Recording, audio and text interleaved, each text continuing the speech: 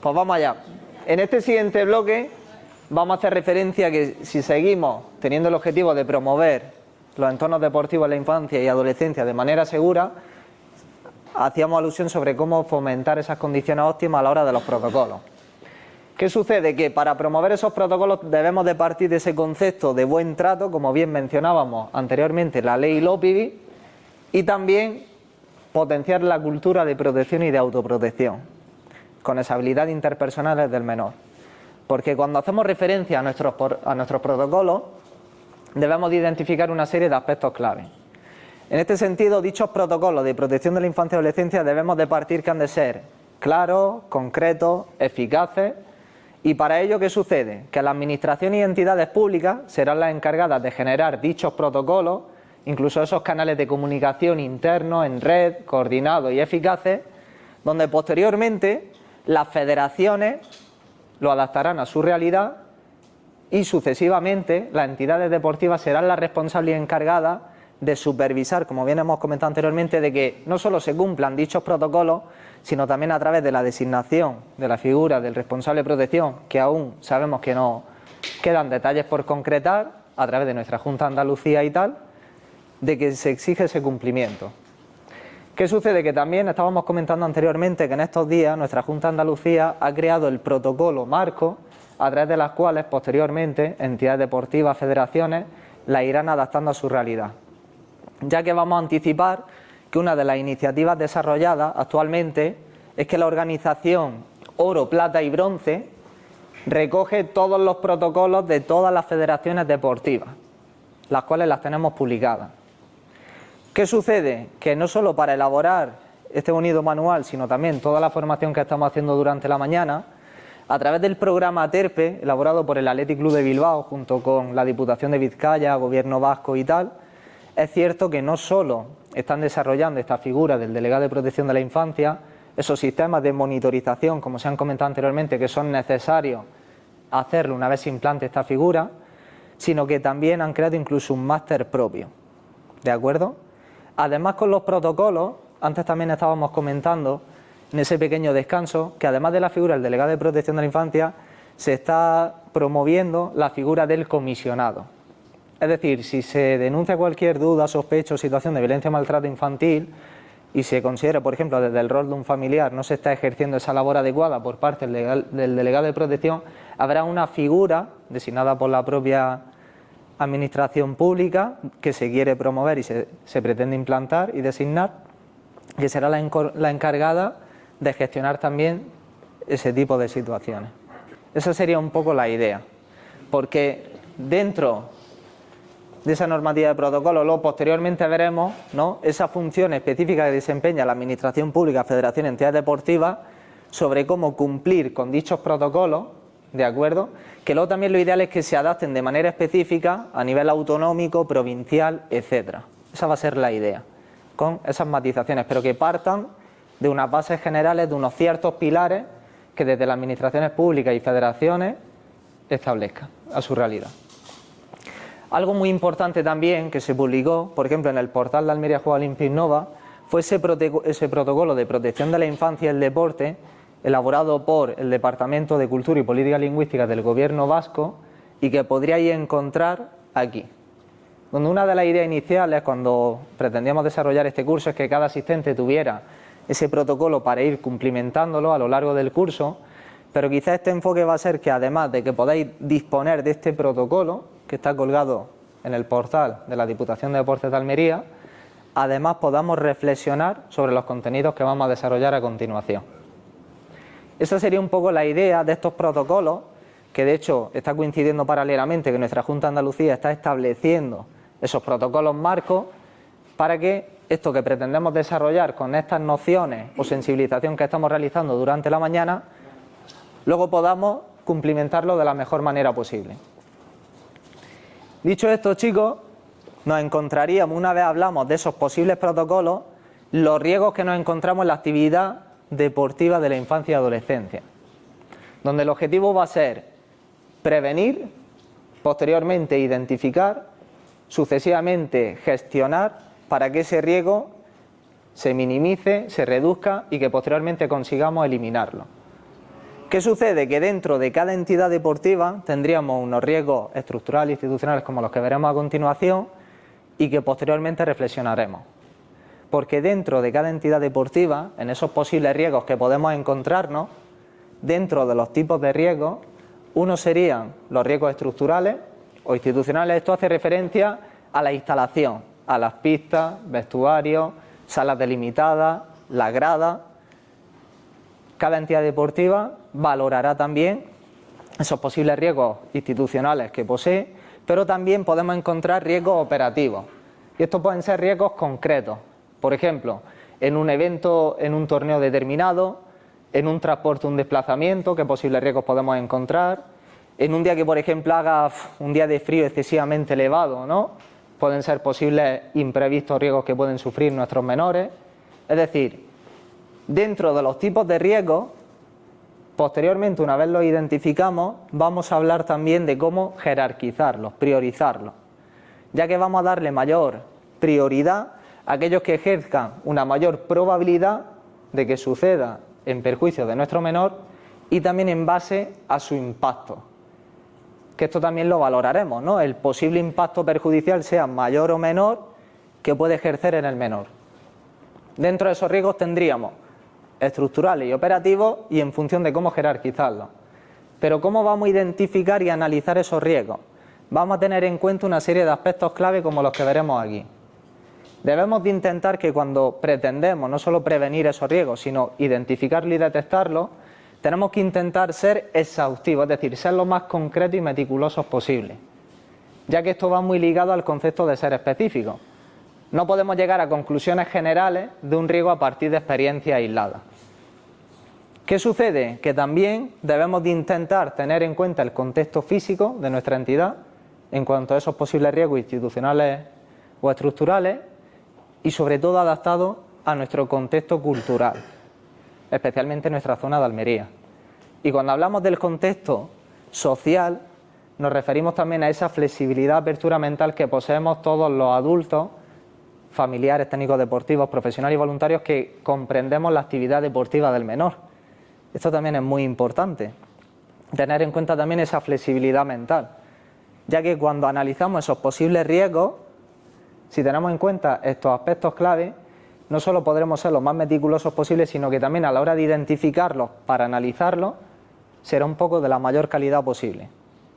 Porque de no ser así, quizás cuando analizamos un posible riesgo en nuestra entidad deportiva, puede tener, valga la redundancia, incluso mayores riesgos, si no lo analizamos de la mejor manera. Entonces, si somos meticulosos analizando riesgos, esto nos va a otorgar mayor oportunidad, para que luego María Dolores nos sigamos ocupando en que cuando una vez lo identificamos, lo analizamos, esas posibles actuaciones para mitigarlo, reducirlo y posteriormente eliminarlo, sea de la mayor calidad posible. Dicho esto, chicos, lo que se pretende ahora es que primero individualmente y luego en pequeños grupos reducidos vamos a tener que reflexionar, y que yo creo que va a ser muy interesante, sobre qué posibles riesgos estructurales y operativos cada persona encuentra en su entidad o podría encontrar en su entidad en base a su modalidad deportiva y su entidad, para posteriormente reflexionar sobre cómo los jerarquizamos en base a su probabilidad e impacto y qué posibles medidas podríamos encontrar o podríamos asesorar sobre cómo posteriormente mitigarlo y eliminarlo. Ese va a ser un poco el periodo que os voy a plantear ahora de reflexión. Así que, chicos, tanto individualmente como en pequeños grupos reducidos, os planteo esta pequeña tarea. Vale, chicos, ¿lo tenemos? ¿Sí? Fijaros, más o menos, en este pequeño tramo que se os da, una vez intentamos explicar el tema y el concepto de los protocolos junto con esa identificación y análisis de los posibles riesgos que podemos tener en nuestra entidad deportiva. Esto lo que nos permite es intentar posteriormente anticipar posibles dificultades que puedan surgir. Porque si antes hemos comentado que la ley Lopivi pretende adoptar un estilo proactivo y preventivo, cuanto mejor hagamos esa prevención y análisis de riesgos para una actuación futura y posterior, mayor probabilidad de anticipar dificultades. Esa es un poco la idea. A veces cuando lo compartís, incluso aunque seáis de modalidades deportivas diferentes, os enriquece aún más. ¿De acuerdo? Porque ahora nos adentraremos en otro de los bloques fundamentales de este curso de formación. La responsabilidad de los agentes sociales a la hora de promover entornos seguros de la práctica deportiva en la infancia. Y para ello vamos a desgranar un concepto. Si antes yo a María Dolores le promoví el concepto de la ocupación, a Esther el concepto de la oportunidad, aprovechando también este concepto de aquí, nos vamos a adentrar en esto de aquí. Y fijaros qué curioso. El nombre de nuestra compañera, ¿cómo es su nombre? María Ángeles. ¿María? María Ángeles. María Ángeles. Fíjate, María Ángeles. Muchas veces todos los adultos que conformamos la actividad deportiva del menor, familiares, técnicos deportivos, profesionales, voluntarios, jueces, árbitros, directivos, etcétera, cuando a menudo suceden situaciones de abuso o maltrato infantil, que es el contexto que nos atañe esta mañana, esto también nos preocupaba, pero también muchas veces nos sentimos culpables.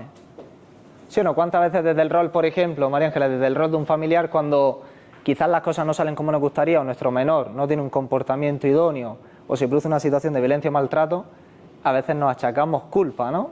¿Sí o no, María Ángeles? Uno de los conceptos que vamos a tener que interiorizar esta mañana es transformar culpabilidad en responsabilidad. Entonces, María Ángeles, tendrás que acordarte también de esa palabra clave de responsabilidad, porque antes hemos dicho que si queremos asumir conciencia, compromiso y esa tercera palabra clave que era responsabilidad al inicio de este curso, vamos a ver ahora qué responsabilidad ejercemos los agentes sociales, no solo en la formación integral del menor, sino a la hora de intentar prevenir cualquier situación de abuso o maltrato infantil y también, ya que forma parte de esa obligatoriedad que se nos intenta hacer partícipes de ella. Porque fijaros qué curioso, el nombre de tu compañero, María Ángeles, ¿cómo es su nombre? José Manuel. José Manuel. ¿Piensas que el bienestar emocional de un deportista y la prevención de la violencia y maltrato infantil es responsabilidad individual o colectiva? ¿Qué me dirías, José Manuel? Yo diría que colectiva. ¿Por qué? Atañe a todo. Atañe a todo, ¿no? Y fíjate qué importante. De todo. Así es, porque una de las cosas, fíjate, José Manuel, hablábamos al inicio de este curso de lo que podemos controlar, ¿sí o no? Sí. Si todas las personas que estamos en esta sala, o cada agente social asume su responsabilidad individual, entre todos aunaremos esfuerzos en cumplir con esa responsabilidad colectiva. Pero José Manuel, tú no puedes controlar que quizás yo, por ejemplo, sea negligente y no la asuma. Lo que depende de ti es que sí que la asuma e intentar influir en el resto de agentes sociales y compañeros para que sí que lo asuman. Si entre todos asumimos nuestra responsabilidad individual, la colectiva, en beneficio de la protección del menor de manera integral, será más alta. Pero por eso teníamos que transformar culpa en responsabilidad. Porque esto es lo que nos va a otorgar mayor capacidad de aprovechar oportunidades y de ocuparnos en nuestras funciones específicas, desde el rol que tengamos. Seamos familia, seamos entrenadores deportivos, seamos directivos, seamos profesionales voluntarios, etc. Porque una vez interiorizamos este concepto, hemos dicho a la hora de generar esos posibles protocolos que si todos tenemos responsabilidad, las administraciones públicas en este caso también tienen su responsabilidad a la hora de generar esos protocolos específicos y adaptados para federaciones, entidades deportivas, etcétera. Esas dotaciones presupuestarias, como hemos visto en una de las innovaciones de nuestra ley LOPIDI, también es su responsabilidad acompañar y formar a federaciones, entidades, clubes, profesionales, etcétera, en materia de protección de la infancia y también asegurarse y exigir que se cumplan con dichos protocolos. Esa es la responsabilidad de las administraciones públicas. Pero no solo ellos tienen responsabilidad, es que si seguimos a continuación, nuestras federaciones han de incluir en sus circulares deportivos los requerimientos de la ley LOPIDI, que posteriormente una federación a nivel nacional, cuando promueve su protocolo, también se debe de intentar asegurar de que a nivel autonómico, en nuestra Comunidad Autónoma de Andalucía y posteriormente a nivel provincial, se cumplan dichos protocolos. Exigiendo además un concepto muy importante que es la obligatoriedad del certificado de delito de naturaleza sexual de toda persona adulta que trabaje con menores dentro de la actividad deportiva del menor, que es algo que reiteraremos a continuación. Que esto las entidades deportivas muchas veces lo conocéis de sobra, pero que evidentemente hay que cumplirlo y hay que supervisarlo y hay que asegurarse de que así sea. Porque también las federaciones han de tener esos canales de comunicación eficaces y coordinados intrafederaciones, a nivel autonómico y provincial también. También tienen su responsabilidad. Y evidentemente, si habláramos de administraciones públicas y de federaciones, las entidades deportivas tienen su responsabilidad, evidentemente, de cumplir con dichos protocolos, designar la figura del delegado de protección de la infancia, que se irá concretando también sucesivamente, comunicar cualquier situación de duda, sospecha o situación de violencia o maltrato infantil manifestada, como bien hemos comentado antes con Fernando, ya sea en violencia física, psicológica, negligencia, etcétera. Y también, no solo volver a reiterar la participación del menor en este proceso, tanto al inicio del curso como a través de uno de los requerimientos de la ley LOPIDI, como a continuación, las entidades deportivas también tienen que asumir su responsabilidad de fomentar la participación infantil, con ese derecho del buen trato y de ser escuchado y atendido. Los agentes sociales ejercen un gran papel a la hora de asumir sus responsabilidades. Administraciones públicas, federaciones y entidades deportivas. Porque uno de los aspectos que se plantean a continuación es que no solo en el ámbito deportivo, si habláramos de la protección integral del menor frente a la violencia y el maltrato infantil, sino que a lo largo de este manual veríamos cómo los centros educativos también tienen su responsabilidad. Y aunque no apareciera en la pantalla en nuestro manual, veríamos cómo los servicios sociales comunitarios tienen su responsabilidad, fuerzas y cuerpos de seguridad, ámbito sanitario, porque antes hemos visto que dentro de los ámbitos sobre los cuales actúa la ley LOPIDI, veríamos todos estos agentes sociales. Y para ello también tienen que asumir esa responsabilidad. Donde antes hemos visto que quizás una de las formas manifestadas de la violencia interpersonal, como era la negligencia, también se da muy comúnmente aquí. Otro de los tipos de violencia contextual, como era bullying y ciberbullying, también se da aquí. Y si queremos asegurar la protección integral del menor, todos los agentes sociales debemos de ser partícipes activos del proceso de prevención. Esa sería la idea. Porque para engranar piezas del puzzle, fijaros que en este segundo tramo les vamos a dar bastante más a la reflexión. Os voy a promover lo siguiente. ¿Qué aspectos y detalles pensáis que podríais asumir desde vuestra entidad deportiva o desde la entidad deportiva de nuestra provincia cuando interactuáis con otros compañeros y que hemos visto anteriormente? Por ejemplo, dentro de esto que vemos aquí, habrán entidades y profesionales que consideremos que podríamos intentar potenciar algunos de los tips de aquí, como la participación del menor, como por ejemplo el fomentar una mayor comunicación fluida dentro de la entidad. Evidentemente todavía no tenemos esa designación del delegado de protección y que se especificará más adelante, pero seguro que cada entidad reflexionará y dirá, ostras, dentro de mi modalidad, sea baloncesto, atletismo, judo, dentro de la asociación Altea, fútbol sala, ¿qué pensamos que podemos potenciar y mejorar dentro de nuestra entidad? Vamos a reflexionar sobre ello. Os dejo unos minutitos, chicos, para que podáis anotar individualmente y trabajarlo en grupos reducidos. ¿Listos, chicos? ¿Sí? Pues fijaros, hemos estado recapitulando a lo largo de este curso. Primer bloque, hacia dónde queríamos ir. Segundo bloque, a qué nos enfrentamos. Tercer bloque, hemos visto nuestra ley LOPIDI y la figura del delegado de protección de la infancia. Cuarto bloque, el tema de los protocolos de protección de la infancia y la responsabilidad de los agentes sociales para fomentar y garantizar esos protocolos y escenarios deportivos de protección a la infancia.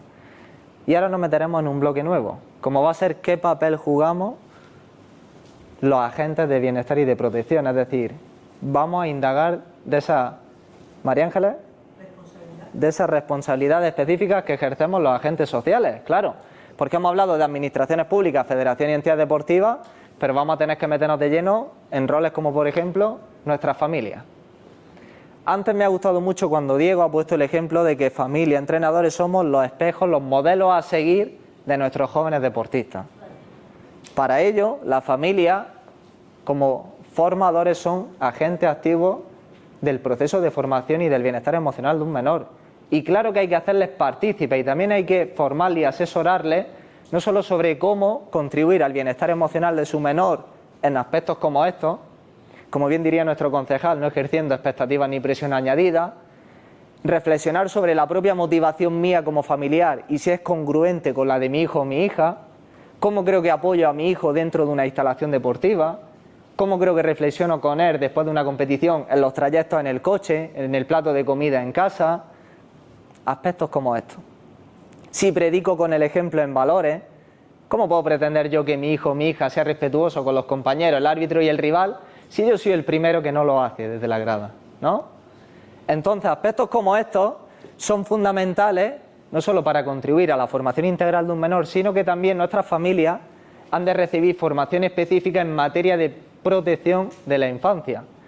Porque muchas veces nuestros familiares, quizás, sin darnos cuenta en esas estadísticas que hablábamos al inicio del curso, si 3 de cada 4 menores entre los 2 y los 4 años sufren algún tipo de castigo físico o violencia psicológica por parte de sus progenitores, muchas veces las familias, en este sentido, debemos de recibir formación específica en materia de protección de la infancia. Porque fijaros, ¿cuántas familias tenemos en esta sala? ¿Podéis levantarme la mano? 1, 2, 3, fantástico. Fijaros qué curioso, el nombre de mi compañero, Ramón. Ramón, si yo te preguntara, ¿a ti te gustaría que para tu hijo, te gustaría que fueran personas felices? ¿Sí o no? ¿Te gustaría que fueran personas de provecho en el futuro? Que sean personas que sean autónomas, independientes, que se valgan por sí mismos o sí mismas. ¿Sí, Ramón? ¿Pensáis como Ramón, los familiares? ¿Sí o no? En este sentido, si las familias trabajamos con aspectos como estos y reflexionamos sobre nuestra actuación a la hora de intentar prevenir que quizás ciertos comportamientos que ejercemos con nuestros menores, que a veces no nos damos cuenta, pero nosotros queremos que sean felices y que sean personas de provecho, pero sin darnos cuenta a veces le ejercemos algún tipo de comentario de gesto como algún tipo de violencia psicológica, o somos indiferentes hacia cualquier inquietud o atención que necesitan, o utilizamos la violencia física para justificar una forma de educar, o le quitamos hierro, ¿no, Ramón? Este tipo de comportamientos.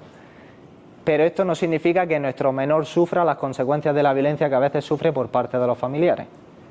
O a veces su apoyo desde la grada en base a expectativa y presión añadida, le estamos haciendo un flaco favor en el desarrollo de su bienestar a través de un vehículo tan importante como el deporte. Por ello, las familias tenemos que hacerles partícipes activos del proceso de formación y tenemos que seguir aunando esfuerzos e ir en la misma dirección. Por eso es tan importante el rol de la familia, porque somos sus modelos a seguir. Sus principales figuras de relevancia son sus familiares. Otros modelos a seguir y de relevancia para un menor son sus entrenadores deportivos, sus profesores o maestros, etcétera, pero principalmente su familia. Y tenemos que intentar, como diría mi compañero Diego, predicar con el ejemplo en valores. Dicho esto, si siguiéramos indagando antes de ver las responsabilidades específicas de técnicos deportivos, jueces, árbitros, profesionales, voluntarios, etcétera, siguiente reflexión: ¿qué pensáis que tienen en común estos agentes y que hemos visto a lo largo del curso? ¿Alguien me daría alguna puntualización? La relación con los niños, diría Ramón. Y fijaros, va a ser un concepto que vamos a repasar, una obligatoriedad que tienen todas las personas adultas que trabajan con menores, que es obligatorio que posean. ¿Qué me diríais? Dímelo más fuerte, Carmen. Fantástico, Carmen, así es. Todas las personas adultas que trabajen en la actividad deportiva de ocio y tiempo libre con menores, es obligatorio poseer el certificado de delito de naturaleza sexual. Evidentemente esto se puede sobreentender en muchas de las entidades deportivas, pero hay que asegurarse de que así sea. Porque para ello entraríamos en otra de las figuras de relevancia para nuestros jóvenes deportistas y menores, como son los técnicos deportivos. Y en base a su actuación, con lo que hemos visto anteriormente sobre, por ejemplo, cómo regular a veces situaciones en los menores, la tecnología en el ámbito deportivo, hemos visto también situaciones como pueden atender o ser negligentes ante una situación comunicada por parte del menor y actuar de manera negligente. Los técnicos deportivos también tenemos mucha culpabilidad, María Ángeles. Responsabilidad, vale. Responsabilidad de cómo ejercer nuestra función de una manera ejemplar. Para ello, pequeños detalles que nos van a ayudar, además de predicar con el ejemplo en valores, tenemos que tener muy claro con quién estamos trabajando. Son menores, son personas, no solo son deportistas y jugadores, porque muchas veces los técnicos deportivos tratamos a nuestros jóvenes como si fueran deportistas profesionales de élite, les metemos una exigencia desmesurada, expectativa y presión añadida, y perdemos un poco el hilo de, oye, ¿con quién estoy trabajando? ¿Realmente estoy ayudando a mi joven deportista o le estoy cargando una mochila de carga pesada? Debemos de intentar que el escenario deportivo sea un clima de confianza y a través de nuestro ejemplo transmitirle esa pasión, entusiasmo, para que la motivación cotidiana del deportista se mantenga estable. Porque si habláramos de la motivación, lo mismo que al inicio, la motivación de un joven por ir al club, a la entidad deportiva y hacer aquello que tanto le apasiona, si no cuidamos de esa motivación, lo mismo que al inicio era alta, caerá en picado. Y al igual que el deporte es un factor de protección en el desarrollo integral del menor, se puede convertir en un factor de riesgo si no lo cuidamos de parte de todos los agentes sociales. Esta sería un poco la idea. Como también nosotros nos dirigimos hacia un menor. Fijaros qué curioso. Ana, ¿podría salir aquí un momento conmigo?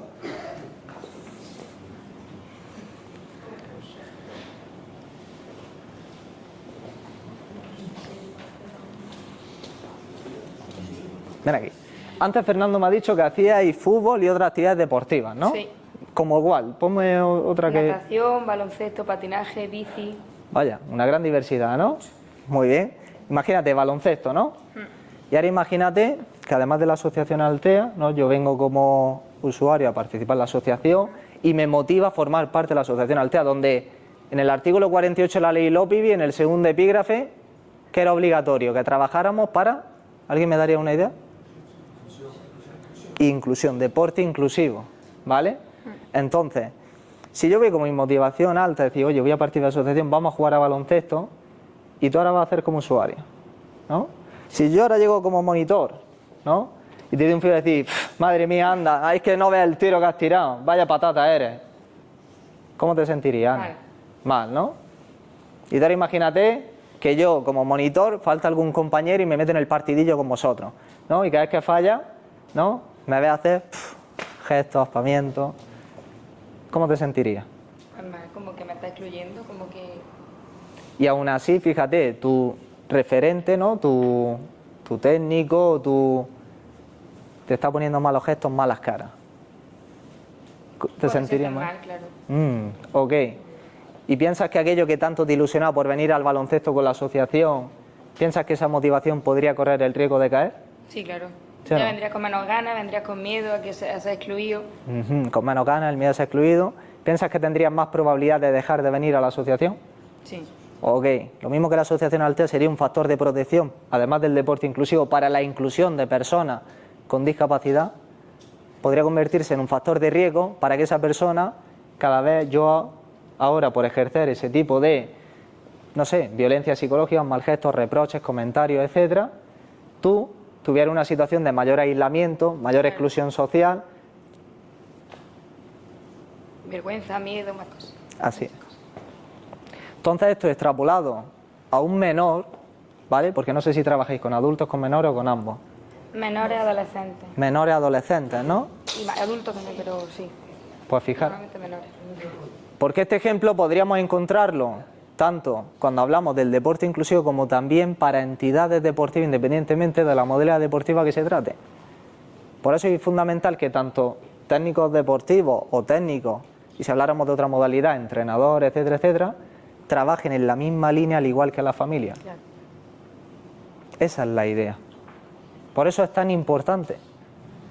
Porque además de los técnicos deportivos, aprovechando que están aquí, podríamos decir, rol de la familia, rol de los técnicos deportivos lo estarían profesional y voluntario. Imagino que también en asociaciones tenéis profesional y voluntario, ¿sí o no? Sí. Por ejemplo, Marielo diría que sí, ¿sí o no? Usamos muchísimo los voluntarios porque al final es lo que necesitamos. No tenemos tantos trabajadores. Ok, pues esto precisamente, Marielo, si habláramos también de asociación y de entidades deportivas, es fundamental que también prediquen con el ejemplo en valores, que también cumplan con los protocolos que estén establecidos ante cualquier duda, sospecha o situación de violencia o maltrato infantil, que lo comuniquen y no actúen de manera negligente, que también haya esa comunicación coordinada. Con la familia. Efectivamente, que como también profesional o voluntario, ¿qué tienen que poseer? ¿El qué? Como ha dicho Carmen, que es obligatorio que tenga. Eso es el delito de lo de delito sexual. Efectivamente, como veríamos en la pantalla. Esa es la idea. Porque además, incluso no podemos dejar de olvidarnos de otro de los partícipes activos en el deporte infantil, como serían nuestros jueces, nuestros árbitros, que muchas veces sufren también numerosas manifestaciones de violencia física, violencia psicológica especialmente, y que muchas veces los espectadores, Ana, ¿piensas que podemos actuar de manera negligente ante el tipo de violencia psicológica que se ejerce desde los árbitros? A veces, sí, en plan, suele haber mucha negligencia. Así es. Y muchas veces no nos damos cuenta de que son tipos de violencia. Efectivamente. Porque es muy común. Y eso, fíjate, ¿tú piensas que si, por ejemplo, sin jueces y sin árbitros muchas veces no cuidamos de su papel, crees que, por ejemplo, en nuestro deporte infantil se podría a veces practicar ese propio deporte si no hubiera jueces o equipo arbitral? Sí, yo creo que sí. A veces sí, pero ¿esa figura piensas que es necesaria? Ah, hombre, claro. Así es. Sí, no, claro, sí, sí. Porque lo mismo que hemos hablado de que tu motivación como usuario, la asociación Altea, podría caer en picado y dejar la asociación, imagínate un juez o un árbitro que muchas veces son menores de edad, ¿no? Jueces y árbitros que son menores de edad y se le ejerce violencia psicológica, se actúa de manera negligente hacia ellos. Lo cual no solo hará que su motivación por dejar de ser jueces o árbitros tengan probabilidad de abandonar, sino el daño que le ejercen en su bienestar emocional. Ya. Son un poco todas las reflexiones en todas las direcciones, porque habrá momentos, Ana, que nos toque estar como técnico deportivo, otras veces como familiar y otras veces como espectador.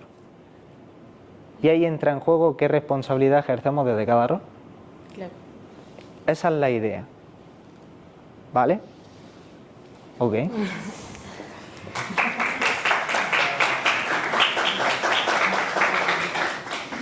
Dicho esto, chicos, de lo que se trata al final es seguir sensibilizándonos desde todos los roles específicos, porque si recapitulamos hemos visto administraciones públicas, federaciones, entidades deportivas, y luego más concretamente rol de los familiares, técnicos deportivos, profesionales voluntarios, jueces, equipo arbitral, etcétera.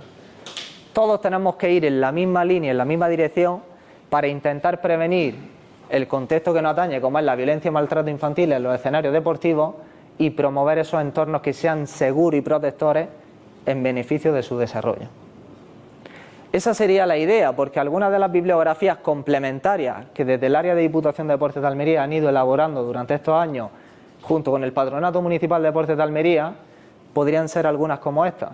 El ejemplo que le he puesto a Ana, por ejemplo, hay un decálogo de buenos espectadores elaborado por la Diputación de Deportes de Almería de gran provecho y calidad que os recomiendo que podáis consultar, porque en numerosas ocasiones actuamos de manera negligente ante situaciones de violencia psicológica que se ejercen sobre menores deportistas o sobre cualquier, por ejemplo, árbitros y jueces que también son menores, o que también se ejerce sobre entrenadores, que se ejerce sobre rivales de otros equipos, y de ahí tenemos que seguir predicando en el ejemplo.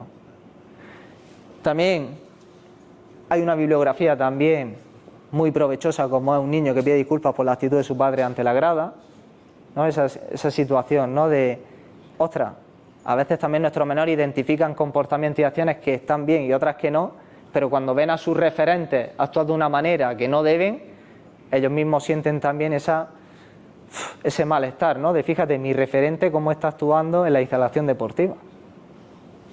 Incluso cómo la asistencia a un espectáculo deportivo no nos da el derecho al insulto. Y hay modalidades deportivas que a veces, por ir a un espectáculo deportivo, parece que tenemos como total libertad para menospreciar, ejercer violencia psicológica sobre cualquier persona. En cambio, en otras actividades de ocio, tiempo libre y deportivas, esto de aquí no se permite. Pero desafortunadamente hay ciertas modalidades deportivas, o en nuestro deporte formativas, en nuestra provincia de Almería. De hecho, hay uno de los objetivos del Patronato Municipal de Deportes de Almería y de la Diputación de Deportes de Almería, es prevenir esos comportamientos incívicos, esas situaciones de violencia y maltrato que se siguen perpetrando en nuestro deporte infantil y que como pasan desapercibidos y también se interioriza a nivel cultural, no pasa nada, esto se normaliza. Antes decíamos el tipo de violencia psicológica con el role-playing, se le quita hierro al asunto. Pero ¿realmente reflexionamos sobre el impacto negativo o perjudicial que tiene en el desarrollo de un menor? ¿Estamos respetando los derechos del menor como nos exige nuestra ley LOPIBI? ¿Estamos cumpliendo con nuestra responsabilidad? ¿Aprovechamos oportunidades? ¿Nos estamos ocupando de verdad? Esas son las reflexiones que se os plantean. Porque además encontraríamos otras bibliografías muy importantes como la que se os plantea aquí, como el manual de Sigue su ejemplo, que por ejemplo cuando Fernando me la recomendó yo la desconocía y es verdad que tiene gran contenido de grandes ejemplos a seguir, porque no solo tenemos que intentar incidir sobre lo negativo, creo que tenemos que reflexionar y aprender sobre aquello que queremos desarrollar en los menores. Dentro de este manual hay numerosos testimonios, ejemplos, especificaciones como la del gesto viral de un árbitro de rugby que para a un menor y le asesora sobre cómo hacer un placaje de manera correcta y legal. Y aprovecha, Esther, ¿qué sería? Oportunidad para mejorar una conducta de un menor siendo asertivo, predicando con el ejemplo en valores y dando ejemplo. Otro sería el de la deportividad de una jugadora de fútbol sala de la primera división entre el Marín Futsal y el Rayo Majadahonda, donde hay un balón dividido, sale la portera y la pívot y hay un choque en la que la portera del equipo del Marín Futsal se queda inconsciente en el suelo. En ese partido se estaba jugando el Rayo Majadahonda a acceder al playoff para el título de liga y coge la jugadora a puerta vacía y en lugar de meter el gol con la jugadora, la portera del Marín Futsal tirada en el suelo, la tira fuera. Son gestos y son detalles los que se prioriza el proceso, el comportamiento, aquellos objetivos que no por un resultado que nos puede nublar a veces. No solo a deportistas, sino a entrenadores, a familiares y a cualquier persona. Otro de los ejemplos virales fue el entrenador de un equipo de baloncesto de la NBA, que se llama muy famoso, Greg Popovich, para el partido, coge esto de aquí y le hace reflexionar a su público que estaba abucheando y menospreciando, insultando a través de esa violencia psicológica a un antiguo jugador de la franquicia, se llama Kawhi Leonard. Si los que jugáis a baloncesto lo conoceréis, que es muy famoso por su antiguo pasado en la franquicia. Ese entrenador podría haber actuado de manera negligente, pero no lo hizo. Incluso otro ejemplo sería el de un club de baloncesto en la primera división femenina, también en Burgos, como también se expulsa un aficionado que está ejerciendo esa violencia manifestada verbalmente a nivel psicológico sobre una árbitra, con comentarios que es mejor ni nombrar. ¿Qué sucede? Que cuando observamos ejemplos positivos que lo siguen habiendo, aunque sean a veces menos frecuentes, nos marcan el rumbo para recapitular el primer bloque hacia donde queríamos ir. Y seguro que en vuestras entidades deportivas, en vuestras modalidades, no todo es negativo, sino que habéis vivido también experiencias positivas. Por eso, una de las últimas reflexiones va a ser lo siguiente, ¿no? Pues mirad, para hacer un poco el cierre del curso, incluso además de otorgarle la palabra a Fernando o a nuestro concejal, Antonio Casimiro, a mí me gustaría también que si recapitulamos a lo largo del curso, es cierto que además de nuestro manual de la guía de recomendaciones en materia de protección de la infancia, mi objetivo era que todo lo poco o lo mucho que pudiéramos trabajar, reflexionar, interiorizar, que os pudiera ser de provecho. Es cierto que todos los bloques que hemos ido viendo han habido momentos un poco de esas pausas para intentar reflexionar e interiorizar, incluso en esos grupos reducidos, pero también pienso que al final todos aprendemos de todo. También es muy importante a veces conocer la realidad de otros compañeros, otras modalidades deportivas, las asociaciones, el deporte inclusivo, y creo que esto era fundamental también. Entonces, para hacer ese cierre y también para agradeceroslo, a mí me va a gustar haceros lo siguiente. Hemos comenzado hablando que para concluirlo hemos dicho de que íbamos a intentar aprovechar, María Dolores, ¿qué? Ocuparnos para aprovechar, Esther, ¿el qué? Oportunidades con el objetivo de asumir, ¿dónde está María Ángela? Nuestras responsabilidades, así es.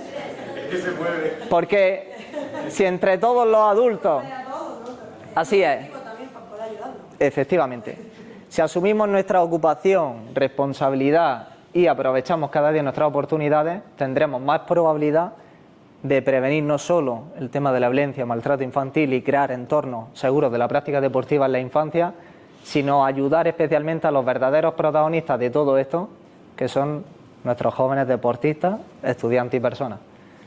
Así que muchas gracias, de verdad, chicos.